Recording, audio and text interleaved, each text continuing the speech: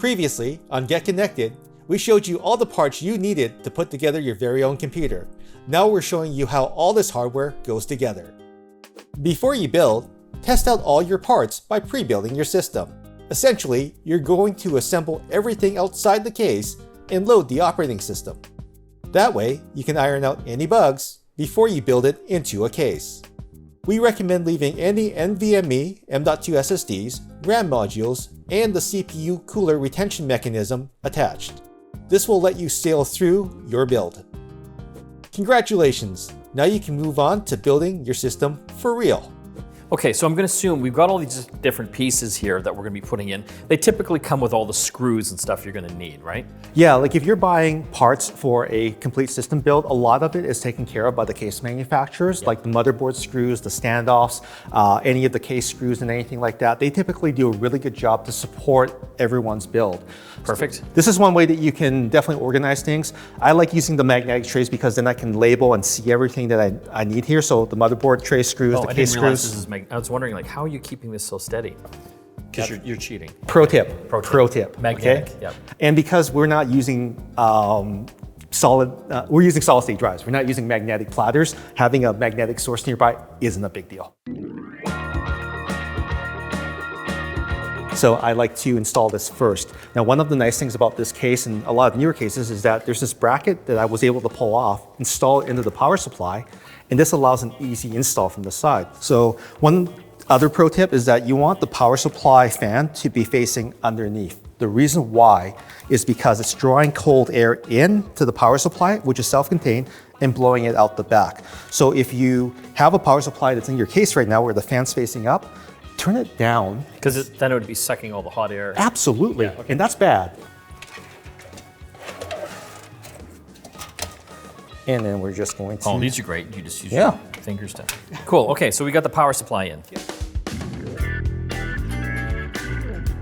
Okay, so we've got the big hole here is where the I/O shield goes, where all the ports, the USB ports and what have you. That's right. And on a lot of motherboards out on the market there, that's actually a separate piece that comes in the box, but it's separate. So a lot of people will get very excited, build their system up, and then all of a sudden, the biggest fail ever is to leave that piece out of your build. Sounds like you've done that before. I have done that before, and I will admit that it's easy to do and overlook it because you're excited getting everything else prepped, and then now you have to pull the motherboard out, pull everything out. Because you need to put that in first. Correct. So that's number one pro tip. You should definitely look for that. Put that in first before you even start popping the motherboard in. The nice thing though is that our motherboard here already has it built in. That's right. Okay. So that's right there for us. Yeah, so we're going to drop that in. That's right. Now we won't drop it in. We'll gently place it in here, and we want to aim for the back here. Now, one of the things that we want to also make sure of, and I've already done this so that we can speed up the process, is to ensure that we have enough screw holes for all of the corners here. Yeah. But we also made sure that we didn't have additional standoffs in the middle of the board. Now, the reason why that is a huge problem is because if you have an additional standoff stuck in the middle of the board, it can short your board out. Perfect. So you don't want to do that. Double check before you pop the board in and you should be good to go. What if you do have that? Then you have to pull the entire board out and check and make sure that it's not in the way, and then redeploy the board, and hopefully there's no permanent damage. Okay. And should you really torque these things in or just tight enough? And that's a good question. You'll notice that I'm only using my fingertips. Yeah. Right? So you don't want to be going, ah. No palm strength, fingers only, because you don't want to reef this in here. It might actually crack the board, which is a bad thing. Okay, so now we have all of the screws into the standoffs. The board is secure. We're ready for our next step. Okay. Next. So the next thing I would probably do is start routing your motherboard to the panel that's on the front of your case. Yeah. Now, the case has a bunch of different connectors on here for USB 3.1, USB 3. Audio. Power. How are you going to turn this thing on, right? Inside the manual, the thing that you'll reference the most is going to be your motherboard pinout and I/O diagram. The diagram. Yeah, so that's going to be one of the things that you're going to have with you the whole time. Same with the case and all of the header pins and everything. Okay, like that. so all the cables we need, like audio and everything, the USB to get up to this front panel, that comes with the case? That's right. Yeah, so we're going to show that to you. generally speaking, the tiniest little plugs are going to be for your power switch or your power LED. Okay. This is pretty common for USB 3. So this big honking thing, it might come differently or have an adapter. Audio is obviously labeled audio. Yeah. So that's Makes pretty that easy. Yeah. And then you've got that's where we ran into a problem because we had one that said RGB on the board, which had 4 pins. This one has 2.5. Yeah. How does that work? Well, it goes into the other one that had 2.5 pins. We just weren't sure. Okay. Yeah, Okay, let's start sticking these things in here. you got it. Okay, so we've got all the little wires in for the front panel. Again, that's for the power and the USB slots and the audio and microphone jack. And also the RGB system because this thing glows orange. I'm excited about that. Okay, we also plugged in the fan. That's as right. well. So there's a couple of front fans on here. Yeah. We've already taken care of plugging those in. Those are labeled connectors on the motherboard as well too. So we just plug them into where they belong and they're set to go as well. And so this part here, we've already got some thermal paste on it. That's right. And that's what we're going to stick on top of the CPU. That's right. Now, one pro tip about thermal paste. I know that a lot of people think that more is better. That is false in the case of thermal paste because all you want to do is use a dab that's about the size of a grain of rice. And that's all you really need. So you can see that based on our demonstration right there, that grain of rice spread out to almost all of the CPU block right there. So it is enough. And as you start to heat cycle that, it's going to spread even further and give better thermal conduction. Do you ever have to reapply that? You do actually. One of the things about thermal paste is that it can dry out over the course of a number of years. So if you have an old system at home and it's starting to get a little hot, starting to run like it wasn't running before, or the CPU starts to throttle down a lot, you might need to just replace that thermal paste and it might breathe some extra life into your system right off the bat. It's particularly problematic on notebooks. Good to know. Okay, this is all yours here. It's all mine. Yeah. I have the conch. So we have to pull this down again, right? Actually, we're going to leave it standing because one of the things about the CPU cooler is that it's really heavy. So I don't want it to fall onto my CPU as I'm installing it. Probably not. So what I'm going to do is I'm going to have you take the magnetic fan filter away, and you'll see that up top here, there's slots for 2 size fans. Now, the one that you had in your hand before was 140 millimeter. Yeah. This uses 2 120 millimeter fans. Okay. So what we'll do is we'll be using the smaller of the 2 slots up here. These ones? Yep, the shorter ones. Okay. Yeah. Okay. So we're gonna start with mounting using these cooler screws there. So if you can help me out here. Which you have. I love how organized you are. Like, I would just be dead. There would be little screws everywhere and I wouldn't have enough. And they'd be falling all over the floor because I wouldn't have used a magnet. Well, so am I actually screwing these in?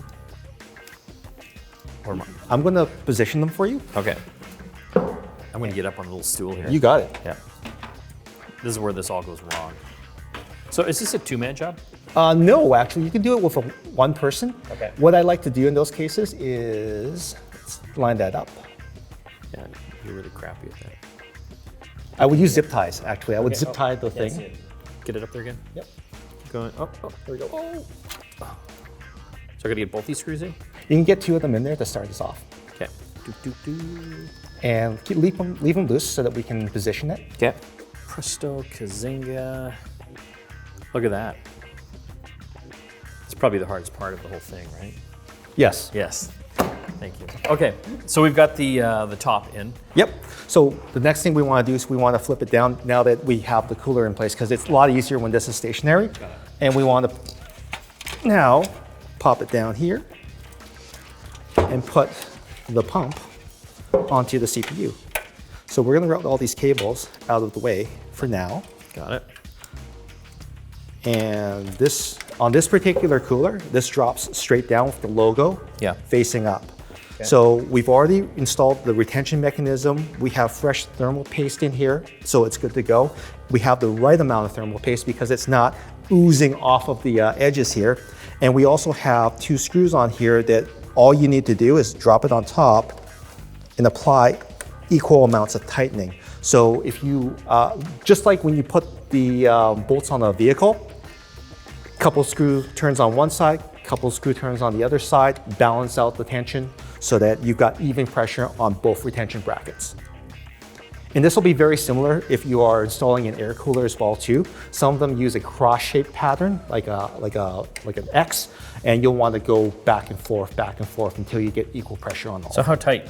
Not too tight, right? Finger tight and then a quarter turn. Totally crushing this chip. Okay, I feel good about it. Okay, perfect. So we'll just give it a wiggle. I think we're in good shape here. Yep. And that's looking good. And then finally, all you would need to do is just route these cables behind the motherboard tray, which is this guy right here. And there's lots of different places where you can do that through the case to make it look nice and clean. So just pick a spot where you find a hole that is available. In this case, I see that this is a really good spot down in here. This little channel right in here, and that goes all the way to the back. So we want to get the 24-pin power connector, which is the main power from the motherboard into our power supply here. Okay. And this is the big, massive cable that we have over here, which is this guy right here. This gives all the juice. Okay, and this is a completely modular power supply. This one you could actually disconnect it. But in a lot of power supplies, that's kind of like hard baked right into it, right? That's right. For the longest time, even some of the premium power supplies out there, they had this big power connector along with some other ones connected there because they assumed that you would not need to move those or remove those. Yeah. But in the high-end PC building scene, a lot of people like to use different color cables. Yeah. They want to shorten them, but you couldn't do that easily unless you cut the power supply in half and pulled everything out and rewired it, and that wasn't feasible. So these power supplies are built for modification. Okay, so we got to put that in now? That's the first one you put in? So this is the biggest one, yeah. which means it's the easiest one to spot on the motherboard. Yeah. So it's going to be right out front. So I'm just going to feed this through. And so it doesn't matter where you feed it through, but the idea with any of this cable management is to try to make it as organized as possible. Want Zen. Zen. Okay, so you're pulling it through. Yep. And the key with these cables is that they're very pliable, so you can actually fold them. Yeah. But in order to get them to actually do what you want, sometimes that can be a challenge. As far as putting pressure on the motherboard, I mean, we've got this in pretty snugly. We do. Are you worried about pushing things too hard? Well, there is a point of no return. Yeah. And then there's gentle pressure. So somewhere in between that. So there's no science to it. There's no real science to it, yeah, other than if it makes a creaking or cracking noise, it's bad. Okay, so you got it in. I did. Okay. But you just have to be gentle with it, work with the cabling, because it pulls in certain different directions. There's 24 different cables inside here. Yeah. So you just want to make your way through there. You just kind of work it until it kind of bends to your will. Okay. And just enough of the cable in here to get it plugged in. That's properly. right. And okay, it looks really nice and clean now. And now you can just kind of, feed the rest back in through. Got it. See that? Okay. Done deal, right? Looks good. So one of the nice things about this case is the fact that it actually has 7 expansion slots in the back, right? For single slot devices. Because this guy here is a monster, it's a dual slot device. Yep. You're gonna need to remove 2 of these plates right here. Perfect. One of the nice things that Be Quiet has done is it has this gate here that comes up with toolless retention, so you can actually see which screws you need to remove. They've also cut holes at the top here so you can bring that screwdriver, unscrew the right ones, and make space for your GPU, which requires 2 of the slots. Which ones do we want to do here? So this one's close to the CPU. Do we want to do that one or do we want to do further away? We want to do this one, and we want to do this one. The funny thing about this particular GPU is the back plate. It's really thick, so. God, I love this thing. It's amazing. Okay, so I'm just going to put this in. Be careful. And when you put it in, you should push straight down. There should be a click. Oh, that sounds like a good click. Good job. Well, I've got an extra slot here. I can put one of these back in, right? That's right. Yep. And then you can take the other screws and you can screw the GPU straight in. And then after we're done, we just close this gate and then we're set to go. Okay, Steven. Bam. All right. Did you want to close the gate? Oh, let me do that. Yeah, you can close the gate. Close the gate. Okay. Perfect. Now all we need to do is run power to them, and See, I got the GPU in there. you did. How cool am I? You are very cool. Okay, so we're gonna run power into this? Do we have That's to right. Stand this thing up again? So this is a beast, like you said. There is no getting around that. It takes a lot of power. So we need to feed it 2 8-pin power connectors, which is already connected because we're doing the modular thing. And they're right here. Okay. Okay. So again, we know this because we've built 100 PCs before? No, because it says VGA1, which is the graphics card. So it's super easy. Video graphics array. That's right. Okay, so there's 2 of them. If it was not as powerful, would you just have one of them? Depends. You might have 1 8 and 1 6, 2 6s, or 1 8. That's possible. Okay, so where should I do this? Through here? Yep.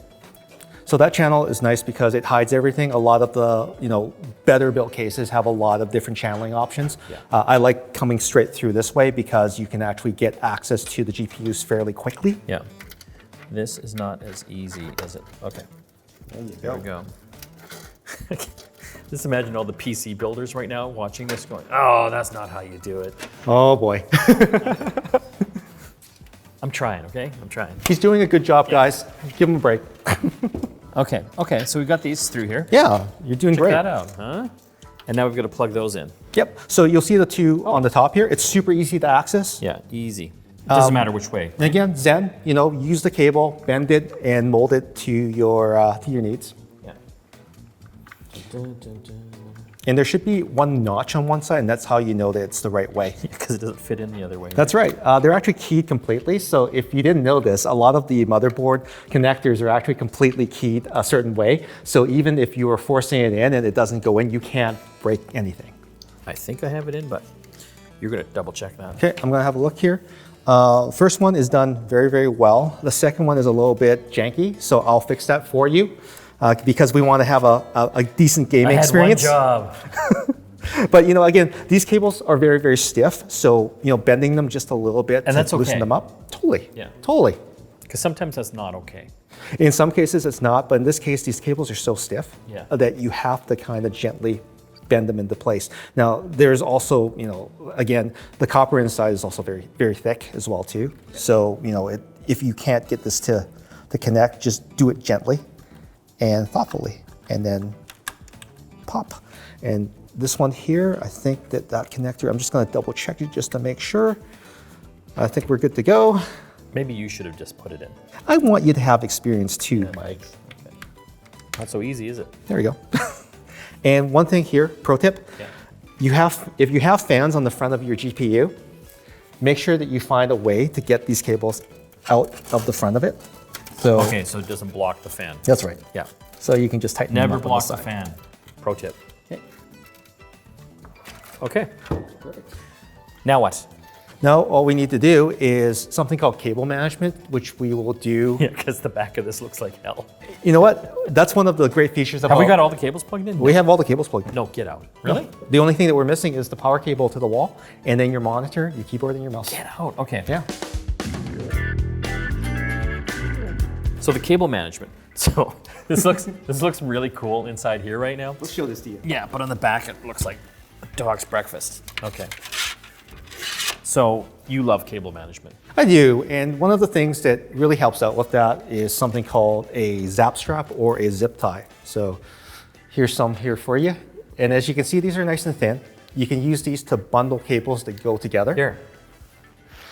And typically what I like to do is, in this case, I would bundle down the cables that are never going to move. So I know that my power cables are not going to move, so I tend to bundle those together. Like the 24 pin, the 4 and the 8 pin that was plugged in earlier, I would bundle those together first. So to me, they all look like power cables. They all look the same. Yeah. If you have to, a quick and dirty is just to get everything out of the way, so you can just quickly do a quick tidy, pull everything into the back, get everything out of the front of the case, which has the nice clear glass onto it, and then that way your system looks fantastic. So you know what I totally forgot?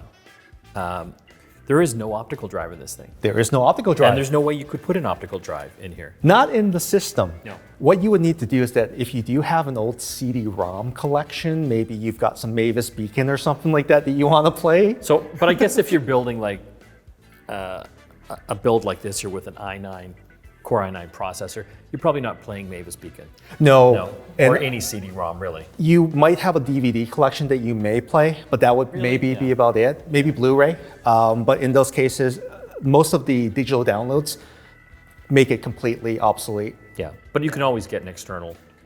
Yeah, and they are so cheap these days. Yeah, okay. So I'm not gonna do the cable management because I'm gonna let you do that. Okay, so do we do the magic of TV and then all of a sudden it comes back? Well, just give me some hints here. Like, so you said the power ones. Yes. Like these type of things here. Yeah, so the big honking ones. Well, this one here, I can see there's like SATA on here. Yes. These are for like, hard drives and things. These can be for hard drives, but a lot of the auxiliary power from some of the different power hungry devices will use SATA as a power source. So say if you had an external not a graphics card, but maybe an audio card for music production, and it needs extra power, you would plug it into one of these. So would you want this to be totally bunkered down here, or? Since this is something that you would actually utilize more often than not, I would probably keep this a little bit freer than the other cables. Got it, okay. But again, the cables that you would bunker down would be the 24-pin, which is the massive one, and of course the other two cables back here. Okay. So you can see on most cases here, there's these little connectors here that allow you to. So these connectors here, like these little metal ones sticking out. So those are made for cable management. Okay. Yeah. I'm gonna let you do your magic and we'll do it before and after here. So Steven spent the last 10 minutes doing this with the cable management, looking fine. Okay, let's put the back cover on here. Got it. And hopefully if you did this properly and they're not all bunched up, it's gonna go on super easy. Let's see what happens here. I think it's feeling pretty good. Yeah, it's not bad. Yeah, it's not bad. So you just slide it up. The idea is you just be able to slide it up. Yeah, look at that. It's pretty good. But all of this work is not for the back of the case. It's actually for the front of the case where the airflow matters. Okay, so now we're gonna put the front on? Yep. And with PC builds, it's all about aesthetics, how it looks in the front, how it looks to people when they're looking inside your case through one of these clear tempered glass panels, which, there's not a lot that you can hide from it. So you can see that none of the cables are in the front of the case. They're all tucked away in the back. And even though the back looks a little ugly, the front looks amazing. Well, you can't see the back. That's right. And that's why you want glass on the side there so you can see how cool this is. Hit it? Yep, hit it. Oh my God, check it out. I've got some lights glowing on the front here. That is pretty sweet, eh? It is. Good job. So we have to thank a lot of the folks that helped us with this Intel, with the Intel Core i9 processor. Of course, Be Quiet with the case and the power supplies and the cooling. And NVIDIA with the fantastic RTX 2080 Ti video card. And let's not forget about the memory. Without the memory, none of this would work. So thank you, Patriot Memory, for their awesome memory kit. We've got some great sticks in there and they're gonna run really fast. I'm totally jazzed. This was a great experience putting it together, and I'm totally excited to actually take it for a run, see what it can do. Want to find out if our build was a success? Make sure you subscribe and hit that bell notification to know exactly when that video publishes. See you soon.